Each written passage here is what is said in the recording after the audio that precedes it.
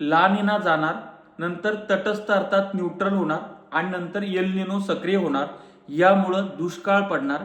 60% दुष्काळाचं सावट आहे, अशा पद्धतीची जागतिक हवामान संस्था त्याचबरोबर भारतीय हवामान खातं यांनी अपडेट दिलेल्या आहेत. आता शेतकऱ्यांनी पॅनिक होण्याची गरज नाहीये, कारण की याच्यामध्ये दोन महत्त्वाच्या गोष्टी आहेत. एक म्हणजे हिंदी महासागरातला आयओडी, ज्याला आपण इंडियन ओशन डायपोल म्हणतो, त्याचबरोबर तिकडे जो एल निनो आहे, एल निनोमुळे होतंय काय, तर प्रशांत महासागरातलं पाण्याचं तापमान वाढतं.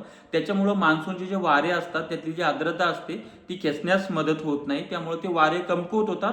परिणामी भारतामध्ये मान्सून किंवा पाऊस हा सरासरीपेक्षा कमी होतो. मात्र एल निनो मध्ये सरसकट दुष्काळ पडतो असं नाही, सरासरीपेक्षा पाऊस कमी पडतो. जर 100% जर सरासरी असेल तर 90% पडेल त्याच्या, अशा पद्धतीचं आहे. त्यामुळे शेतकऱ्यांनी पॅनिक होण्याची गरज नाही आणि शेतकऱ्यांचे वाईट दिवस येणार नाहीत, इतरांचे येऊ शकतात कदाचित, ते त्यांच्या कर्माची फळं असतील. मात्र शेतकऱ्यांवर फार याचे वाईट दिवस येणार नाहीत, याची नोंद शेतकऱ्यांनी घ्यायची आहे.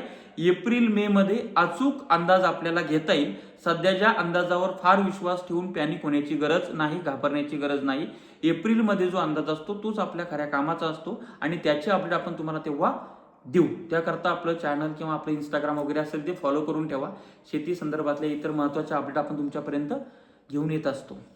धन्यवाद.